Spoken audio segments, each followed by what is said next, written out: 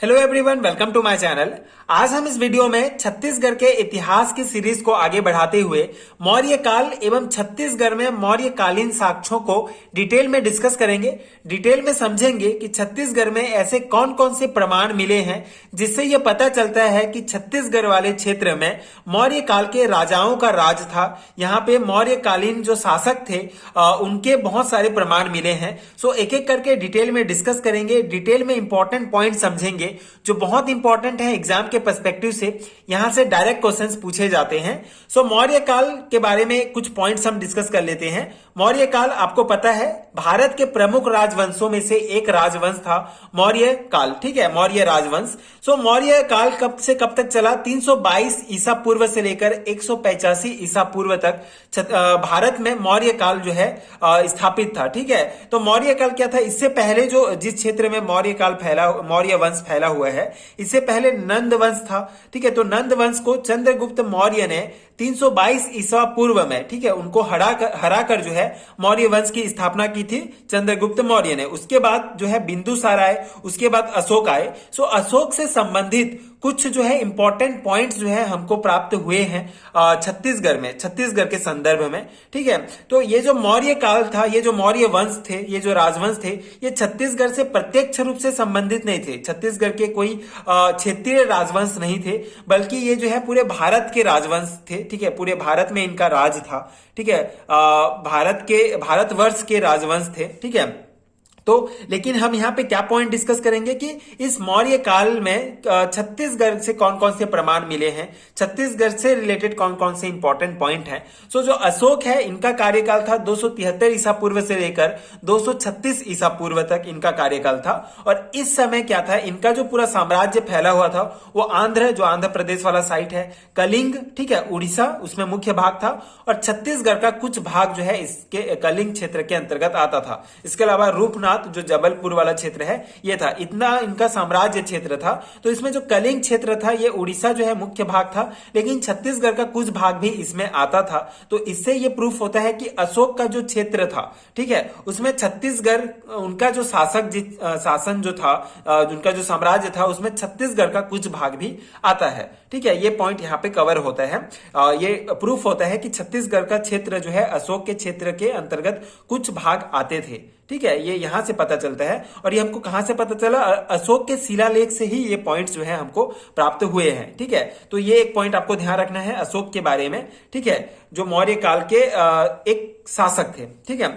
उसके बाद अब हम एक एक पॉइंट डिस्कस कर लेते हैं और इंपॉर्टेंट पॉइंट्स, जिससे पूरा प्रूफ हो जाएगा कि छत्तीसगढ़ में जो है मौर्यकालीन कौन कौन से साक्ष्य मिले हैं, ठीक है। इन साक्ष्यों को, इन प्रमाणों को डिस्कस करते हैं। तो जो हुएंगसॉन्ग थे, ठीक है, हुएंगसॉन्ग, ठीक है, इनकी रचना जो थी सी युकी थी, इनकी रचना, ठीक है, हुएंगसॉन्ग की रचना थी सी युकी, जो जिसमें इन्होंने अपना यात्रा वृतांत लिखा था।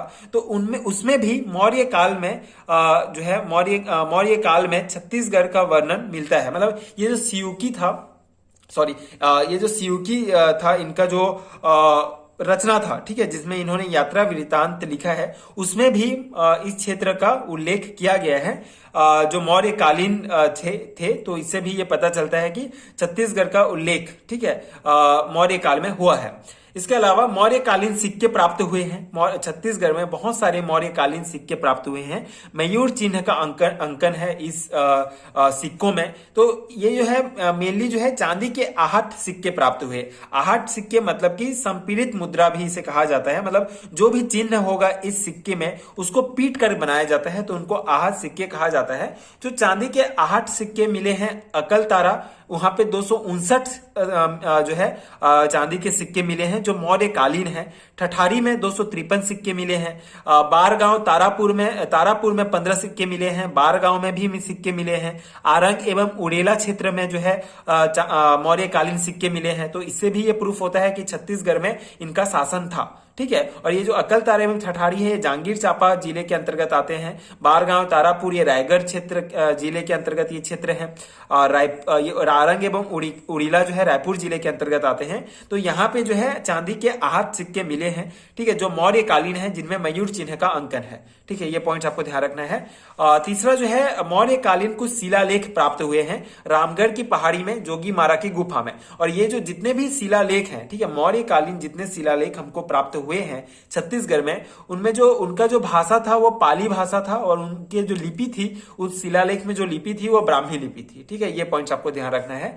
इसके अलावा और बहुत इंपॉर्टेंट पॉइंट्स हैं, सरगुजा क्षेत्र में जो है, जो रामगढ़ की पहाड़ी में स्थित है जोगी मारा की गुफा, यहाँ पे हमको नर्तक देवदत्त एवं नर्तकी सुतनुका की प्रेम गाथा का वर्णन मिलता है, ठीक है। जो मौर्य, ये जो नर्तक देवदत्त एवं नर्तकी सूतनुका थे, ये मौर्य काल से संबंधित थे, और इनकी प्रेम गाथा का वर्णन जो है जोगी मारा की गुफाओं में मिला है, ठीक है, सरगुजा में जो है। तो इससे भी प्रूफ होता है कि मौर्य काल में जो है छत्तीसगढ़ में शासन, मौर्यकालीन शासकों का शासन था, ठीक है। सरगुजा क्षेत्र में सीता बेंगरा गुफा है, सीता बेंगरा गुफा मिला है, जो विश्व की प्राचीनतम नाट्यशाला है। नाट्यशाला मतलब एक टाइप का स्टेज बना हुआ है जहां पे जो है नृत्य होता था मौर्य काल में। ये भी मौर्य काल से ही संबंधित है, सीता बेंगरा गुफा। तो बहुत इंपॉर्टेंट है, सीता बेंगरा गुफा पूरे विश्व की प्राचीनतम नाट्यशाला है, ठीक है, भारत की ही नहीं पूरे विश्व की प्राचीनतम नाट्यशाला है, इसलिए बहुत इंपॉर्टेंट हो जाता है सीता बेंगरा, जो कि सरगुजा जिले में स्थित है, ठीक है, सरगुजा संभाग में, ठीक है। इसके अलावा अशोक का लाठ मिला है कपाटपुरम में, ठीक है, अशोक का लाठ मिला है कपाटपुरम में। कोरिया जिला में अशोक कालीन मूर्तियां मिली हैं, ठीक है, कोटाडोर जो मुख्य क्षेत्र है कोटाडोर, ठीक है, यहाँ पे अशोक कालीन मूर्तियां मिली हैं, ठीक है, जो कोरिया जिले में है। तुरतुरिया नामक स्थान पे बौद्ध भिक्षुणियों के विहार थे, बौद्ध भिक्षुणियों के विहार जो है मिले हैं तुरतुरिया स्थान में। आपको पता है अशोक जो थे ये बौद्ध धर्म को मानते थे, तो बौद्ध भिक्षुणियों के विहार जो है तुरतुरिया क्षेत्र में मिले हैं। इससे भी ये पता चलता है कि मौर्य काल में अशोक बौद्ध धर्म को बहुत ज्यादा मानते थे, तो बौद्ध भिक्षुणियों के लिए विहार बनाया गया है वहां पे। मतलब कि यही है कि मौर्य काल में ही ये विहार बने हुए हैं, तुरतुरिया नामक स्थान में ये प्राप्त हुआ है। तो इन सभी पॉइंट से ये पता चलता है कि मौर्य काल में जो है छत्तीसगढ़ में ये सभी साक्ष्य मिले हैं, मौर्यकालीन साक्ष्य हैं। तो इससे यही एक ही पॉइंट जो है प्रूफ होता है कि छत्तीसगढ़ वाले क्षेत्र में, ठीक है, छत्तीसगढ़ वाले क्षेत्र में जिसे प्राचीन इतिहास में दक्षिण कौशल कहा जाता था, वहां पे मौर्यकालीन शासकों का शासन था, ठीक है। तो ये पॉइंट्स आपको ध्यान रखने हैं, एग्जाम के पर्सपेक्टिव से बहुत इंपॉर्टेंट है। मौर्य काल 322 से लेकर 185 ईसा पूर्व तक इनका शासन चला, ठीक है। तो ये पॉइंट्स हैं मौर्य काल से संबंधित। आई होप आपको समझ में आ गए होंगे, एंड ये पॉइंट्स, ये नोट्स आपके एग्जाम प्रिपरेशंस के लिए हेल्पफुल रहे होंगे।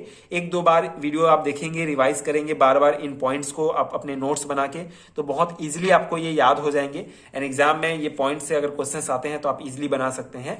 आगे जब हमारा पूरा प्राचीन इतिहास कंप्लीट हो जाएगा, हर एक टॉपिक, पिछले वीडियो में मैंने इसका ओवरव्यू डिस्कस किया था, तो प्राचीन इतिहास में हमको ये सभी टॉपिक्स कवर करने हैं। तो हमारा पाषाण काल, वैदिक, रामायण, महाभारत, महाजनपद और ये मौर्य काल कंप्लीट हो चुका है। आगे वीडियो में सातवाहन काल डिस्कस करेंगे।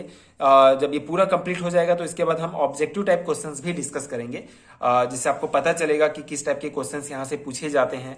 आपका जो है तैयारी अच्छे से हो जाएगा ऑब्जेक्टिव टाइप क्वेश्चंस में भी। सो ये जो इतिहास है, ये बेसिक पॉइंट्स में डिस्कस कर रहा हूँ, ये आपके छत्तीसगढ़ के जितने भी एग्जाम्स, कॉम्पिटिशन एग्जाम्स हैं, सभी में आपके काम आएंगे, ठीक है। सभी एग्जाम के पर्सपेक्टिव से इंपॉर्टेंट है। आगे आने वाले जो आपके छत्तीसगढ़ टीचर भर्ती एग्जाम्स हैं, उसमें भी ये पॉइंट्स आपके काम आएंगे, कवर होंगे। सो बहुत इंपॉर्टेंट है। आई होप आपके लिए ये वीडियो हेल्पफुल रहा होगा। आगे की वीडियोस देखने के लिए चैनल के साथ जुड़े रहिए, प्लीज सपोर्ट कीजिए, like share and subscribe to my channel, and thank you so much for watching.